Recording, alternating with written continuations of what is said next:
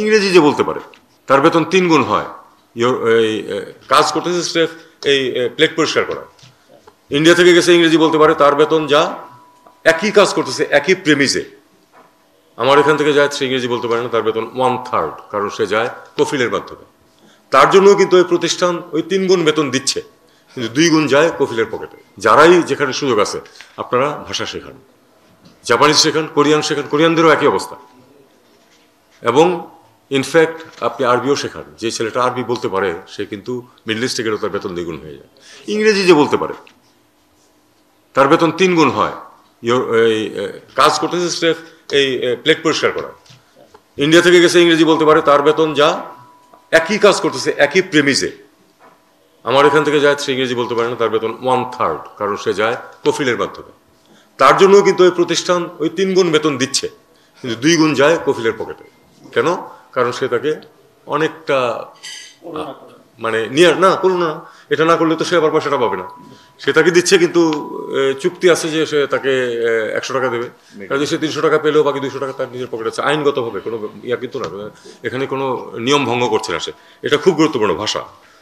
আর অন্যান্য স্কিলের প্রশ্ন আছে। নার্সিং, নার্সিং যদি নার্সিং এবং ভাষা এই দুইটা যদি কম্বিনেশন হয়, সেই নার্সিংটা অবশ্য হতে হবে আমাদের স্ট্যান্ডার্ডে হলে হবে না, ইউরোপিয়ান স্ট্যান্ডার্ডে হতে হবে। ইউরোপের যে কোনো দেশে চাকরি আছে, যে কোনো দেশে অসংখ্য পদ খালি, তারা ম্যানেজ করতে পারতেছে তাদের হেলথ সিস্টেম নার্সের অভাবে। Japan Bangladesh joint venture company JBS holdings limited. দুটো সেক্টরে আমাদের মেজর ইনভেস্টমেন্ট প্রয়োজন। একটা হচ্ছে শিক্ষা, আর একটা হচ্ছে স্বাস্থ্য। কারণ আমাদের হিউম্যান রিসোর্স ছাড়া সত্যিকার অর্থে অন্য কোনো রিসোর্স নেই। হিউম্যান রিসোর্সের দুইটাই এলিমেন্ট। আমি তিউনিসিয়াতে 65 দিন ফ্রেঞ্চ এম্বাসিতে অ্যাটাচ ছিলাম আমার ট্রেনিংয়ের অংশ হিসাবে, অনেক আগে কথা, 83-84 সালে, 84 সালে। তো হাবিব বুর্গিবা ওখানে ডিক্টেটর ছিলেন, কিন্তু উনি তখনও আছেন, উনি 30 বছর হয়ে গেছে। উনি তার প্রথম বাজেট যখন হয় স্বাধীন হওয়ার পরে, উনি তার ফাইন্যান্স মিনিস্টারকে বলেছিলেন, তোমরা বাজেট যা ইচ্ছা তাই তৈরি করো, আমি সই করে দেবো। শুধু শিক্ষায় বাজেটের 25%, বাজেটের 25% শিক্ষায়।